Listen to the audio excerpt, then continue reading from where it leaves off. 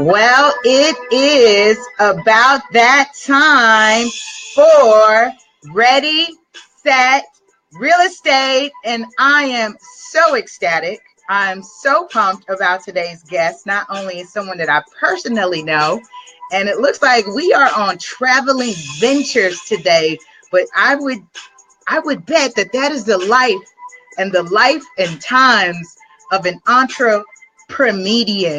So he will tell us more about that. JaMarr Johnson, welcome to the show. Thank you so much, Lisa. Absolutely. I'm so happy to have you and make this work for today. So this is really, really awesome.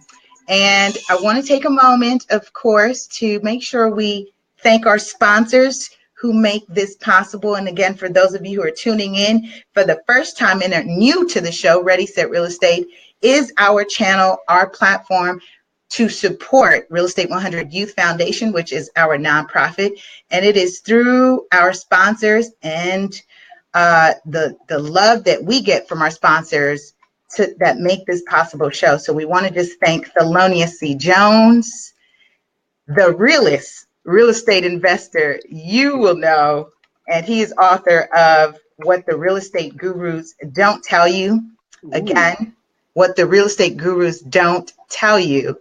And he has taken his experience, he has taken the money he has invested in the seminars and the how-tos and put it in a content for you, all in a book.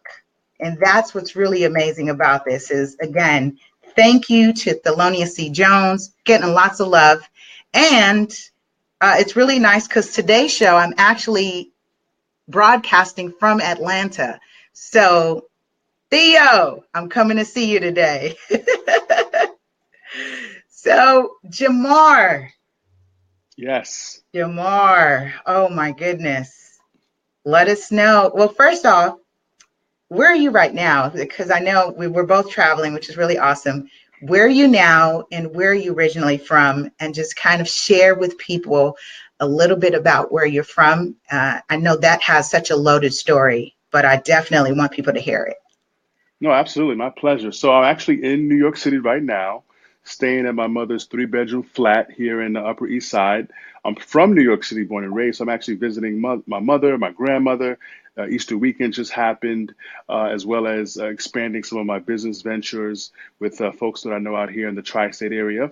I currently live in the Los Angeles area, but before that, I spent 14 years in the military. So I traveled all around the Pacific and about 7 different states here in America. Oh my goodness. See that's loaded. That is Yeah, so very loaded. loaded, And it is very so loaded. loaded to say very easy. And I could only imagine that 14 years probably didn't feel like 14 years, or maybe it No, did. it didn't. It didn't. It went by very quick. We were very busy in the military, but busy not building wealth is the main thing. So I Mm. spent a lot of time building wealth within my mind so Ah, that I could be ready once I got out of the military. you mean ready, set, real estate? No. Ready, set, real estate. Exactly. Real estate was actually the first avenue that I even considered in terms of building wealth. Mm. My best friend Sean, we both went to Auburn University in Alabama, of all places. He was from Georgia. So when we both became commissioned officers, he was stationed in Virginia, and I went to Japan. I volunteered to go be at the tip of the spear for the U.S. Navy. Wow. Um, During that first year, he managed to buy and flip 2 homes and profit after expenses $120,000. Mm. So from that experience, he sent me a book in the mail called Rich Dad Poor Dad, and so that was my first, real kind of envoy into how wealth was created in America, Right. and that was the foundational thoughts behind my desires to be an entrepreneur, which is simply an entrepreneur who happens to be extremely funny. I love it. Yeah, wonderful. Because I couldn't Yeah, wait. And that's on your social media. And I was like, yeah, I've never seen. yeah. It's And just like you with Ready Set Real Estate. You got to have some branding. You got to have some trademarks. You got to create some new paradigms. new paradigms. And that's exactly what we're doing. And this is why I wanted to make sure that people get connected in hearing your story and learning more about what you do. Because again, one of the things that you pointed out was building wealth in your mind. And you Yes. mentioned about the book. And Hmm. then you and I connected really on another show, which was pretty awesome. Hmm. And we were able to stay connected. And this is why I share with people: connect, build, and share, because it's your network equals your net worth. Absolutely.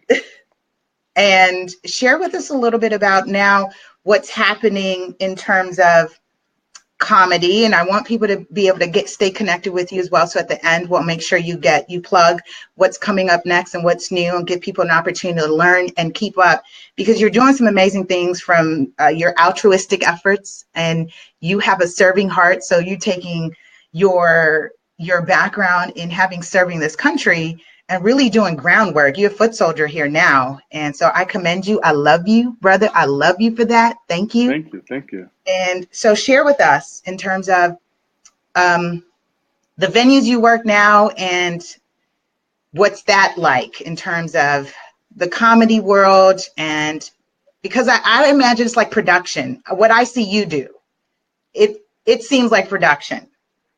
Absolutely. Yeah. So, which one of the six questions do you want me to answer first?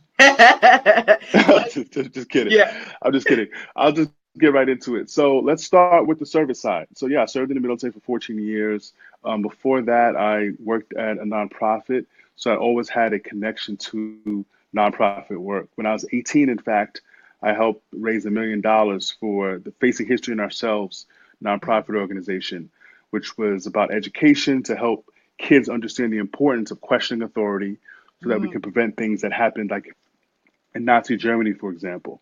So at 18, actually on my 18th birthday, I spoke at the Waldorf Astoria Hotel. I'll send wow. you that link so you can share with the folks, and gave like a 5 minute presentation. So that was kind of my beginning into, being on stage in front of people, and I Right. loved it. But I decided to join the military. And after the military, while in the military, I did a lot of community service relations. I was a community service relations officer on my ship. So I would go to different countries. I would find ways to kind of get my guys engaged in what was happening in those communities and not simply coming to vacation and party. So that's always been a part of me. A few years ago, I read a book called The Go Giver, which was a new paradigm in terms of how do you sell things effectively. And Mm, one of the ways you do that is by giving so much value into the lives of others that you are the top of mind when there's something that you're connected to comes up, you become their top of mind because you've given so much value to them in the past. Um, but with that, you also have to have some compassionate detachment because the giving and the receiving doesn't always come from the same direction that you gave, right. right? Receiving comes Right. from different directions, so be Right. aware of that. And so with that, connecting that with comedy, about almost 13 years ago, I saw my first ever comedy show in Boston at a place called the Improv, Faneuil Hall up there. Yeah. About 700 people, sitting back to back, arms in arms, and it was one of 10 sold out shows that weekend. And so I did the math, and I was like, "Wow, this is show business, emphasis on the business part." So the comedians who got me involved in the game was Charlie Murphy, rest in peace, Eddie Murphy's brother, um, Mm, Donnell Rawlings, Kyle Grooms, and Bill Burr. wow. So comedians that are well known today. So that was Right. kind of like my intro. And fast forward from the time from 2005, 5 years later, I did get to open up for Charlie Murphy at Caroline's on Broadway in New York City. Amazing. Yeah, so that was a great experience. But here's what I would say, because we're moving into a production age in which the clubs and the establishments of today are no longer the gatekeepers they once were. Mm, You have comedians who maybe are from small cities in the South and right. they are building their presence online. So they're building digital real estate. That's one thing I want to point out because real estate is very important, right? We know that you want to be able to take things and get tangible assets, but there is so much real estate online that is basically unlimited. Yes. And so if you, by building your digital real estate, that'll allow you to create the passive income to then get the actual physical real estate, which is Right. ultimately got to be the end goal. Because guess what? We're not making more land. There You it know, is. it's a supply and demand thing. We're creating more people, but we're not creating more land. So having some physical real estate is definitely the destination. But in terms of the comedy venues, I've done all of the major clubs in LA and New York and San Francisco. And what I would say is that because they are of the old guard, a lot of the comedians just pile up and wait in line to Mhm. have their moment in the sun. And I knew that that approach would not work for me because of starting comedy in the military and Yeah. knowing that I had to create my own opportunities. Again, I did a lot of research. I read, I treated it like a business that it was serious, and I learned some alternative strategies to create stage time opportunities for myself, to produce my own shows, to be a person who brings people together, because in that brings value to other people, and thus that makes you top of mind when they need someone to come do a show with them. They're thinking about the person who puts them on. Right. Oh So man, that's powerful. Yes. yeah, very powerful. And so right now, I would say so. I produce shows here in New York. I produce shows in LA. What I find though is that these clubs, they're calcifying their connection points with the establishment, right? The studio houses, the Netflixes, and if you're not represented by these major institutions, those clubs don't really give you a fair shake. And so for years, I would hear comedians complaining about not having a fair opportunity, and it's like well, it's not a meritocracy. You got to Right. understand this is a business, and those people have vested interests in those certain comedians advancing, and so your stage time is not of their importance. Mm. So it's your job as the performer to make yourself hot enough that you can get into that old establishment or make your own lane, which I've been able to do for many, many years.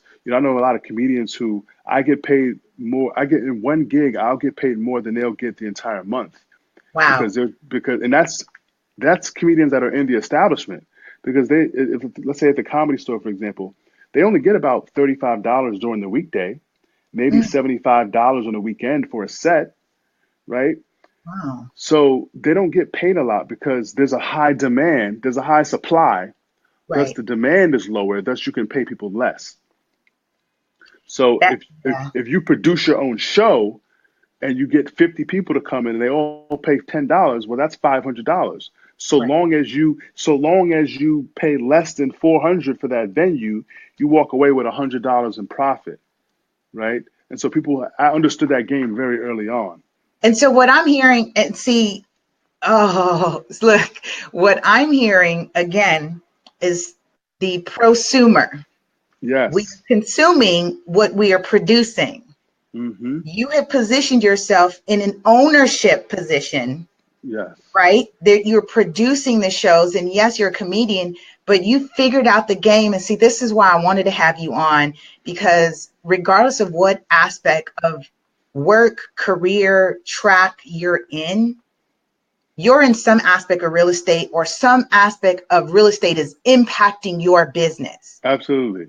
And how are you positioning yourself, right, for the Mm-hmm. advancement of your career? And I like what you said is putting on people. Are you Mm-hmm. able to see, and then I saw this real boss moves is being able to put money in somebody else's pocket. Absolutely. That's boss moves, right? Yeah, absolutely. So this for me is I'm learning.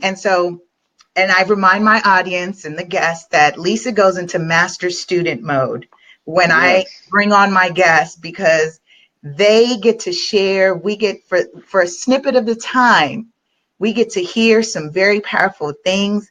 I like to call it real estate gems. And you just dropped a whole lot that when people view it on the replay, again, And it'll I be got the more mental coming. download. I got more coming. Share. Um, This is so so so and I appreciate you going into the master student mode. I feel like I'm in student mode 95% of the day. right. I'm in listen mode. I'm listening to podcasts, audiobooks. I'm reading blogs and vlogs, and the gems are out there, and it's just a matter of filtering through Right. the information. I click on a lot of ads as a marketer, right? Mm, And if you're in business for yourself, you are in marketing first and foremost. there it is. And it's either the marketing you've already done is just leading to bounce out referrals, or the marketing you're currently doing is leading to new clients. Right. Got to do one or the other. Um, but real quick, so one of the businesses that I'm in is I'm a licensed financial professional, right? Yes. I'm licensed in 7 states to do financial services, and it's just always interesting because I'm always clicking to find out new marketing trends and ideas. And I recently clicked on an Instagram ad that was Airbnb meets WeWork. I don't know if you know about Airbnb, but they are a multi valuated at multi billions of dollars, but they own no real estate. They own no Right. house, no apartments, right?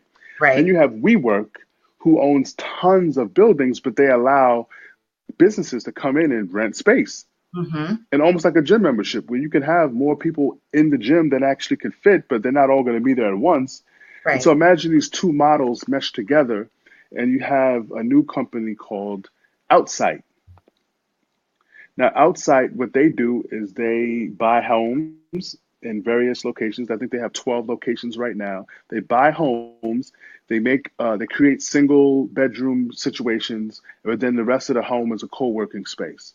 So you have the ability to travel to a place, network with other entrepreneurs, travelpreneurs, entrepreneurs, you name it, and create synergy while you're out on the move.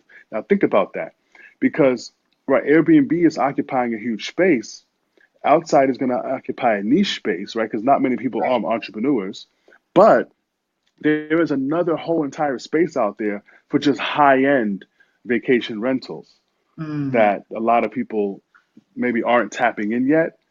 And there's a lot of real estate out there that is kind of laying vacant. And it's like, well, if you can approach those people, then you could become that broker in the middle of managing that high end luxury rental, where it makes sense for the person, because if they're trying to sell the home until it's sold, they could still generate some revenue They off can of that. still generate revenue. That's absolutely true.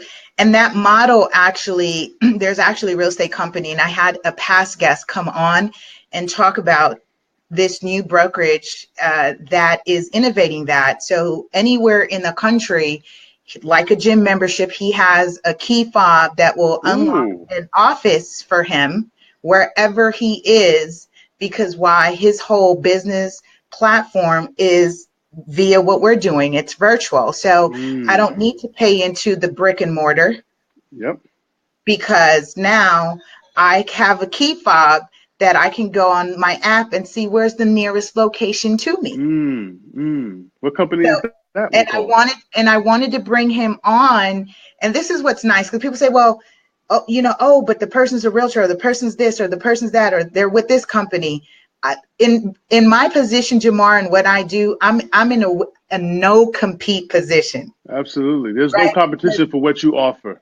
right, I'm in a non compete, and I want people to hear. Plus, I get to learn the innovation, what's new. And Mm-hmm. when you're working from a platform and you're saying you're bringing the latest, the greatest, and the best in real estate news or people or content, you've got to be open to what's out there. And so that's that was something that I've been paying attention to, and it's an agent-owned company, and I Mm-hmm. believe you can buy stocks and stuff like that. And it is redesigning, it's disrupting our industry, along Mm-hmm. with other people that I connect with. That is changing models, right? And I like that you said the word, and thank you for arming with the phrase shifting paradigms. We Mm-hmm. are in this moment, especially when we're looking at our generation and our demographic, which constantly, right? So I say prosumers, we are consuming what we produce, right? Yep. We make the apps, we make the technology, we create the literature, we create the curriculums, and we're using them. Mm-hmm. Absolutely. So I am so glad that you shared that, because for people who are, again, when they're thinking in terms of real estate and untapped markets, it's again, go beyond. And this is what Ready Set Real Estate is honestly about, JaMarr. I am wanting to take the audience, the listener, the experience beyond agent, buyer, seller. Mm-hmm. Mm-hmm. right? People think home, oh, real estate, buying a home. No, So this is much how more. the world turns. Mm-hmm. Yep, So, absolutely. yes, And so yes, one of the things that I'm focused on now is, really developing that laptop lifestyle in terms of being able to travel and work from anywhere, being licensed in 7 states. I can work in all of those states, but I don't have to physically be there. I could right. be in Hawaii and talking to someone in New York, for example, Yes, who yes. has some Let me know when you concerns. do the Hawaii trip.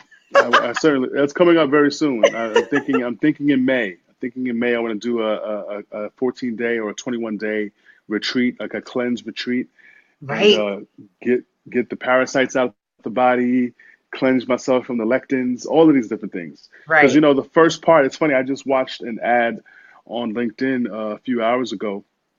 It was a Transamerica ad, but it talked about how modern day financial advisors spend that first appointment with the new clients really talking more about how they want to spend their life and what's their health like.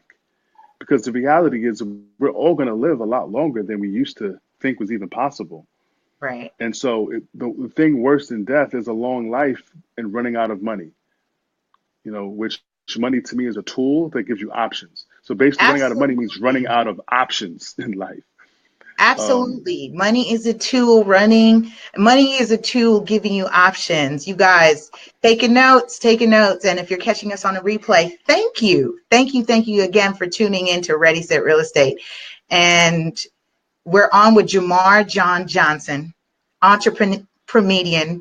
I see you said it many times. I'm saying it for a first yeah, couple of yeah. times, so it gets tied up Uh-huh. in my tongue.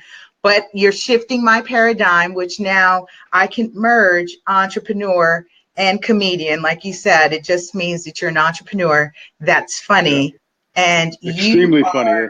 you are definitely extremely funny, and I really enjoy watching you. I actually, and I'm going to share this with you publicly because we're connected on the gram, and sometimes when we text or talk.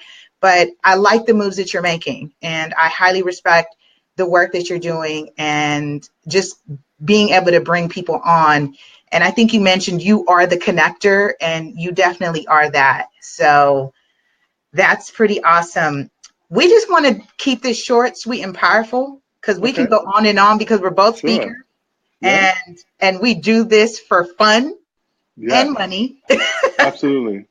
And so I want to give people an opportunity to learn a little bit more about um, before I sign off, I actually just want to ask you this because I like giving added value. You've given tons of added value. What has been the added value for you in merging your knowledge, talents, gifts, and skills thus far? What has been the biggest reward? Well, the biggest reward for me has been just freeing up my time. Mm, Being in the military, your time is very regimented and scheduled.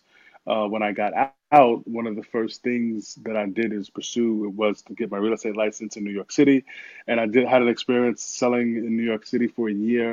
And it was very, very time consuming, very chaotic. And so I was like, well, this doesn't really give me the control that I want. So right, as I moved to the West Coast, I worked a little bit with a startup company doing some inside sales. Again, lots of money, no time. And so I looked at basically kind of outsourcing my skill set and figuring out who I could work with as an affiliate or a partner instead of an employee.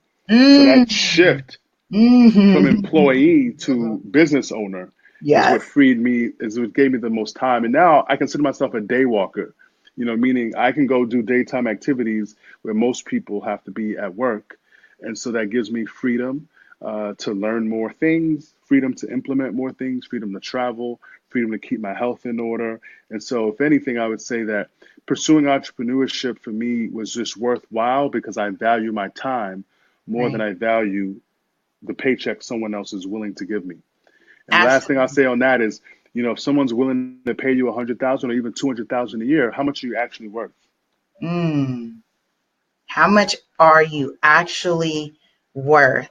And I like to feel like there's no price. There's no price. There's no There's price. no price because and this goes hand in hand with my Tuesday show, Shift Your Thinking, where I talk about the abundance comes from your mind, right? Mm-hmm. It is just infinite. And this is Yes. why I merge both of them, is because it's a real estate is a mindset. And you just went and said what I say all the time in a different way. You're talking about digital real estate. And Mm-hmm. that's a whole nother level. So I'm so happy we're expanding on the term, and it's a power word, real estate. And this is what the show is about, is arming people to feel comfortable in digesting it, interpreting it, and being able to monetize it. Mm-hmm. So yes. JaMarr, what's next, and how do people get connected with you? What do you have going? So what's next is I'm going to be speaking at a conference called Digital Nomad back Okay. here in New York City on the 18th of April. Check that Okay. out. It's sponsored by Outsite, which is like I said, the merger of Airbnb / WeWork. That's going to be very exciting. I'm going to be expanding my network, looking for affiliate partners who would like to help me raise awareness to the issue affecting our senior citizens. Every single day, 10,000 people turn 65, which also Yes. means that 10,000 people turn 70. And 4 out of those 10 people that turn 70 will lapse their life insurance policies. Hmm. So I work with a hedge fund out of Texas that is looking to help people who are in need. So I can help people actually use that asset that they didn't know was an asset that they just thought was a liability and liquidate that with a multiple so that they can enhance their ending days. So that's something I'm really passionate about. I'm going to be speaking to the folks Outside at the Digital Nomad Conference about that. And then I'll be Yes. back in LA next week. So if anybody's around, you can find me on Twitter and Instagram at JaMarr J. And that's JaMarr, JaMarr, like a pirate. R. JaMarr J. And then on Facebook, you can find me, Facebook /JaMarr the Go Giver. And those would be the best ways to contact me. I'm very active on all platforms, so if you message me, I usually can get back to you within 24 hours. Awesome. Oh my goodness. Look at you. Yes, Amazing. yes, Amazing doing it. You're doing it doing it. out here I doing it. thank you. I thank you again. I thank you for blocking out this time, especially My because pleasure. you're we went from LA to now I'm in the South, you're in the East. Yeah. So it's pretty awesome because again, this is what you called being able to leverage Mm-hmm. leverage, right? We're Leverage leveraging technology. We digital real leverage tech. estate. Yep, leveraging digital real estate. I look forward to sharing this with you. I did a really awesome podcast a few weeks ago with a guy named Jeff Dolan, called the Okay. Jeff Dolan Diaries. And so Ah, I'll send you the link to that as well. I got two things to send you: the link to that podcast and the link to my speech when I was 18. and we definitely want that. JaMarr, thank you again. Thank you, My thank you, pleasure. thank you so much. And for Thank those you. of you who are looking for more raw and uncut content, please make sure you download the podcast, Ready, Set, Real Estate. We are available on podcasts everywhere. And we are out. We'll see you next week on Ready, Set, Real Estate.